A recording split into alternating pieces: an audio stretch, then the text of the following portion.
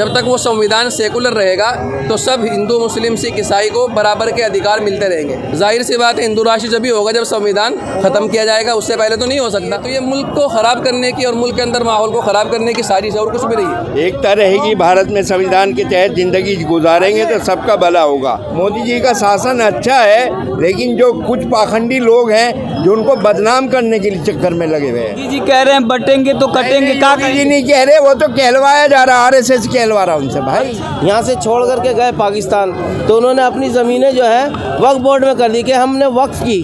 किसके लिए वक्फ की? मस्जिद, मदरसे और या दीनी किसी काम के, इस्लामिक कोई ज़रूरत अगर पड़ती है किसी मुसलमान को, उसके वजह से ये वक्फ बोर्ड बनाया गया था। तो वक्फ बोर्ड की जो ज़मीन है वो वक्फ बोर्ड की भी नहीं है। तो ये तस्वीरें आप देख सकते हैं जिस तरह से यहाँ पे मुस्लिम समुदाय के लोग, यहाँ के दिल्ली के यहाँ पे इंदिरा गांधी स्टेडियम की बाहर की तस्वीर है। यहाँ पे जिस तरह से मुस्लिम समुदाय के लोग जुटे हुए हैं, मैं इनसे बात करूँगा। कहाँ से आए हैं सर आप? सबसे पहले आपका बहुत बहुत शुक्रिया। हम कैराना से आए हैं, शहर कैराना, ज़िला शामली। कैराना से आप आए हैं, क्या आप लोगों की मांग थी कि आप लोग यहाँ पे लाखों की संख्या में आए? बस हमारे कायदे मोहतरम ने हमें आवाज़ दी मुल्क के अमन के लिए, एकता के लिए, भाईचारे के लिए, तो हम उनकी आवाज़ पे लब्बैक कहने के लिए दिल्ली में। लग रहा है कि देश में, मुल्क में अपन एकता और समानता, भाईचारा नहीं, कुछ लोगों की वजह से इसको ख़राब करने की कोशिशें की जा रही है। फ़िरका परस्त ताकतें जो है वो आपसी हिंदू मुस्लिम भाईचारे को ख़त्म करने की कोशिश कर रही है, और किसी हद तक वो लोग कामयाब भी होते जा रहे हैं। तो आज का ये प्रोग्राम बहुत अहम हो जाता है जब कोई आवाज़ नहीं उठा रहा है कि ऐसे मौके पर कि देश का भाईचारा ख़त्म हो रहा है, कोई बोलने को तैयार नहीं है। हमारे हज़रत मौलाना सैयद अरशद मदनी साहब ने ये कदम उठाया। अब उनके आवाज़ के ऊपर अल्हम्दुलिल्लाह यहाँ इकट्ठे हुए हैं और ये मैसेज देना चाहते हैं कि ये देश सेकुलर देश है और आपसी इत्तिहाद और प्यार मोहब्बत से ही चल सकता है, दुश्मनी से ये देश कभी नहीं चल सकता। संविधान बचाने को लेकर भी उसमें बात की गई है, क्या कहेंगे? जी बिल्कुल, हमारा संविधान जो है वो हमारी एक रूह है, आत्मा है इस मुल्क की, खुसूसन इस मुल्क की। जब तक वो संविधान सेकुलर रहेगा तो सब हिंदू मुस्लिम सिख ईसाई को बराबर के अधिकार मिलते रहेंगे। जैसे ही वो संविधान जो है अगर एक कम्युनिटी के लिए या किसी अक्सरियती फ़िरके के लिए हो जाएगा तो फिर किसी अकलियती या जो माइनॉरिटी है उनके लिए कोई उसमें अधिकार नहीं रहेगा। संविधान सबको स्वतंत्रता, समानता, भाईचारा बनाने के लिए, बंधुता बढ़ाने के लिए बात करता है, तो संविधान बचाना जरूरी है इस देश में। बिल्कुल ज़रूरी है सर, क्योंकि कुछ लोगों की वजह से ये आवाज़ें आ रही है कि हिंदू राष्ट्र होना चाहिए। जाहिर सी बात है, हिंदू राष्ट्र जब भी होगा जब संविधान ख़त्म किया जाएगा, उससे पहले तो नहीं हो सकता। तो हम राष्ट्र को बचाने के लिए और देश को बचाने के लिए, संविधान को बचाने के लिए आप ये लाखों का मजमा देख रहे हैं।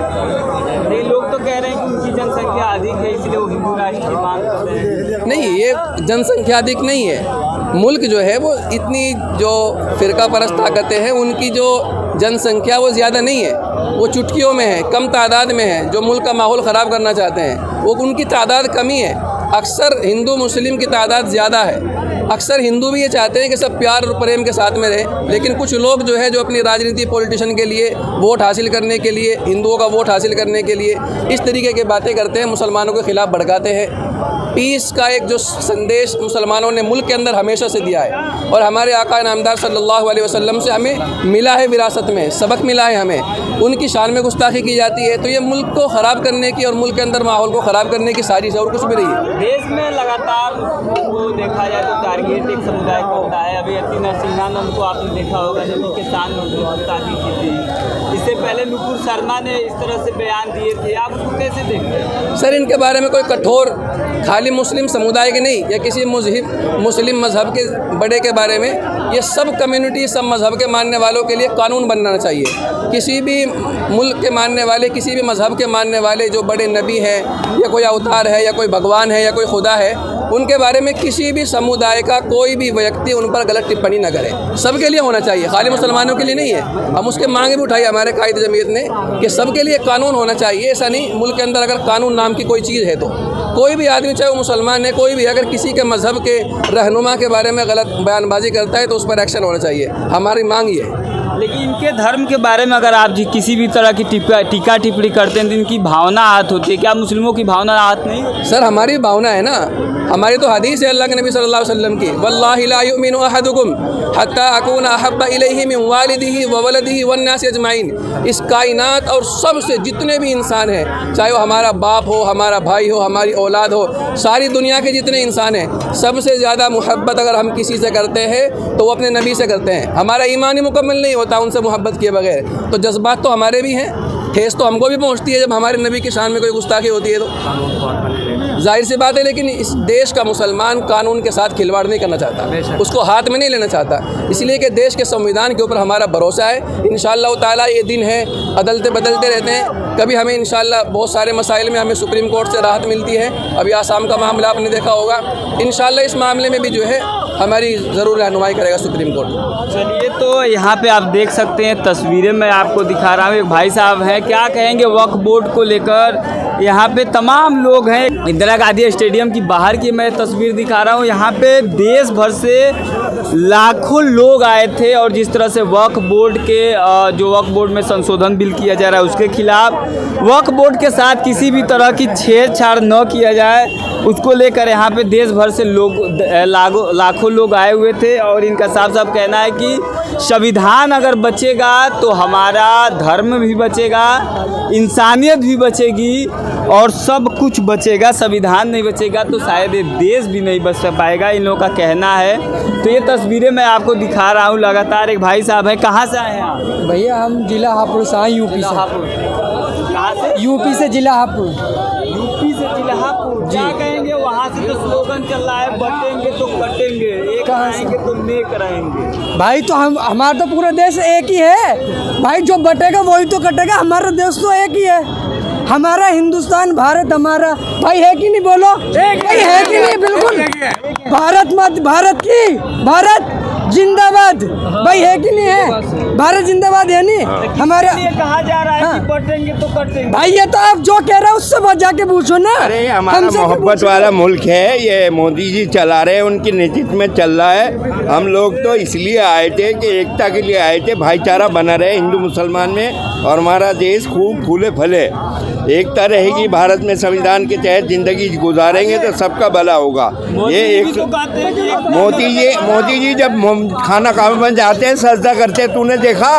खाना काबा के अंदर वहाँ सजदा करते हैं, जब भी मुसलमानी मुल्क में जाते हैं सजदा करते हैं हजरत। तो कह रहा हूँ वो भी एकता की बात कर। हाँ तो हम भी एकता के लिए आए हैं, एकता की बात कर रहे हैं, संविधान की बात कर रहे हैं। संविधान चाहते हैं भारत में, संविधान के तहत जिंदगी गुजारना चाहते हैं। मोदी जी का शासन अच्छा है, लेकिन जो कुछ पाखंडी लोग हैं जो उनको बदनाम करने के लिए चक्कर में लगे हुए हैं। अच्छा, कुछ पाखंडी लोग मोदी जी को बदनाम कर। हाँ, मोदी जी तो अच्छे हैं, लेकिन जो बिके हुए हैं कि ताकि बदनाम हो हुकूमत, वो तो अच्छा देश चला रहे हैं। 5 लाख मकान बना के दिए। कोई हिंदू मुसलमान देखा? 2.5 लाख वाली योजना में उन्होंने किसी का फार्म देखा ये हिंदू है मुसलमान है? योगी जी कह रहे हैं बटेंगे तो कटेंगे। योगी जी नहीं कह रहे, वो तो कहलवाया जा रहा, RSS कहलवा रहा उनसे भाई। अच्छा। हाँ, वो नहीं कह रहे, वो तो अच्छे नेता हैं, हमारे उत्तर प्रदेश के सबसे प्रिय नेता है। आपने किससे तनख्वाह ली, योगी जी से या मोदी जी से? आप किसके कौन सा चैनल है? नेशनल दस्तक। तो नेशनल दस्तक के माध्यम से हम कहना चाहते हैं भारत सरकार सही चल रही है, हमें तो संविधान के तहत जिंदगी गुजारनी है। सारे लोग तो संविधान के अधीन है देश में जितने लोग। क्या कहेंगे सर, आज जिस तरह से वक्फ बोर्ड पे लगातार कुछ राजनीतिक पार्टियां हैं वो कह रही हैं कि किसी भी तरह का छेड़छाड़ न किया जाए, कोई भारतीय जनता पार्टी उसमें संशोधन करने के लिए नामादा है, क्या कहेंगे आप? कि भाई आदमी जो है ना अपना अपना एक कानून बना हुआ है, हिंदू लॉ बना हुआ है, मुस्लिम लॉ बना हुआ है और मुस्लिम पर्सनल लॉ बना हुआ है। उसमें हुकूमत को ज़्यादा छेड़छाड़ नहीं करनी चाहिए। मुस्लिम पर्सनल लॉ बोर्ड को उसमें कुछ अमेंडमेंट करने के लिए या वक्फ बोर्ड को अमेंडमेंट करने के लिए इसमें हमारे मुसलमान भाइयों को बिठाकर ये उसका संशोधन करेंगे ना कि सरकार डायरेक्टली इंटरसेप्ट कर रही है इसमें। सरकार अगर डायरेक्टली इंटरसेप्ट कर रही है इसमें तो ये हमारे जो है जो भाईचारगी है आपस में हमारे, इसमें छेड़छाड़ है। मसला आप चाह रहे कि वक्फ बोर्ड का जो मेंबर्स हैं उनके साथ बैठ करके और हमारे मुसलमान भाइयों के जैसे हमारे बड़े बड़े इसमें मौलाना है जिनको इसके बारे में नॉलेज है, जो इनकी गहराई को समझते हैं, जानते हैं। वक्फ बोर्ड तो समझ में नहीं आ रहा कि वक्फ बोर्ड क्या है। हमारे जो हिंदुस्तान में बहुत सारे लोग थे, यहाँ से छोड़ करके गए पाकिस्तान, तो उन्होंने अपनी ज़मीनें जो है वक्फ बोर्ड में कर दी कि हमने वक्फ की। किसके लिए वक्फ की? मस्जिद, मदरसे और या दीनी किसी काम के, इस्लामिक जो हमारा कोई ज़रूरत अगर पड़ती है किसी मुसलमान को, उसके वजह से ये वक्फ बोर्ड बनाया गया था। अब इसमें ज़मीनों को छेड़छाड़ करके ज़मीनों को सोच रहे हैं कि बस हड़प ले। तो वक्फ बोर्ड की जो ज़मीन है वो वक्फ बोर्ड की भी नहीं है। जो मुसलमान हमारे भाई यहाँ से चले गए, पाकिस्तान या दूसरी कंट्री चले गए, जिस टाइम ये 1947 का गदर, उससे पहले का गदर हुआ था, उसमें कितने सारे लोग हमारे मारे गए। हमारे ये नहीं कि मुसलमान ही मरे थे, मुसलमान भाई भी मारे गए, हिंदू भाई भी मारे गए और दूसरी जो है मज़हब के भी लोग मारे गए। तो उस वक्त जो है हमारे जो लोग जा रहे थे, यही समझने का फेर है सारा, ये सोचने के वक्फ बोर्ड के अंदर इतनी ज़मीन कहाँ से आई, इन्होंने कब्ज़ा करी। कब्ज़ा नहीं है भाई मेरे, जो लोग छोड़ के गए उन लोगों की ये ज़मीन है। तो इस पर सरकार का अधिकार रहेगा कि वक्फ बोर्ड का? नहीं, सरकार का कोई अधिकार नहीं, मेरी ही ज़मीन है। अगर मैं किसी मस्जिद के या मस्जिद के मुतवल्ली को अगर वक्फ करके जाता हूँ तो उसमें सरकार की कहाँ से नियत आ गई, या सरकार का जोर कहाँ से आ गया उसमें? मैं लॉयर हूँ सुप्रीम कोर्ट में, इसलिए जो मुझे मालूम है वो मैं बता रहा हूँ शॉर्ट में। देखिए, आप जानते होंगे कि सेना और रेलवे के बाद तीसरी ऐसी जगह है वक्फ बोर्ड, जहाँ पे सबसे ज़्यादा ज़मीन है। कुछ लोग कह रहे हैं कि वक्फ बोर्ड तो ज़मीन पर दावा कर दे रही है, लेकिन कागजात नहीं है। आप सुप्रीम कोर्ट के लॉयर हैं। देखिए, एक चीज़ हमारी जो है ना, हमारी जो एक कम्युनिटी है मुसलमान, इसमें पढ़े लिखे बहुत, मतलब आप पढ़े लिखों का हिसाब इसमें ये समझिए कि बहुत पिछड़ा है, पिछड़ा मामला है पढ़ने लिखने में। तो इस वजह से इसमें ज़मीन का रख रखाव ये लोग कर नहीं पाए। अब जैसे जैसे इसमें तालीम बढ़ रही है हमारे लोगों में, तो वो तालीम के हिसाब से वक्फ बोर्ड को जो है इसके डेवलपमेंट के लिए सोचा जा रहा है, और जितनी ज़मीन पड़ी है उसकी चौहद्दी के बारे में सोचा जा रहा है। लेकिन आप जिस स्तर से बता रहे हैं कि पढ़े लिखे नहीं लोग थे, तो इसे तो बहुजन समाज भी दावा करता है कि हम इस देश के मूल निवासी हैं, यहाँ के जल जंगलों पर हमारा तो सबसे ज़्यादा अधिकार है। भाई अगर क्या उस पूरे भारत पर कह दे कि वो हमारा है? कि इसमें वक्फ बोर्ड की मैं ज़मीन के ऊपर बोलूँगा, आपको इनके बारे में नहीं बोलूँगा। इसमें चाहे कोई भी अधिकार करे, जो हमारी वक्फ बोर्ड की ज़मीन है वो वक्फ बोर्ड में ही रहेगी, इसमें छेड़छाड़ करना ठीक नहीं है। नेशनल दस्तक की आपसे गुजारिश है कि अगर इसको बचाना चाहते हैं तो नेशनल दस्तक को सब्सक्राइब करने के लिए रेड कलर के सब्सक्राइब बटन को दबाएं, फिर बेल आइकन की घंटी दबाएं। नेशनल दस्तक को बचाने के लिए बहुत जरूरी है कि हर खबर को शेयर करें, लाइक करें, कमेंट जरूर करें।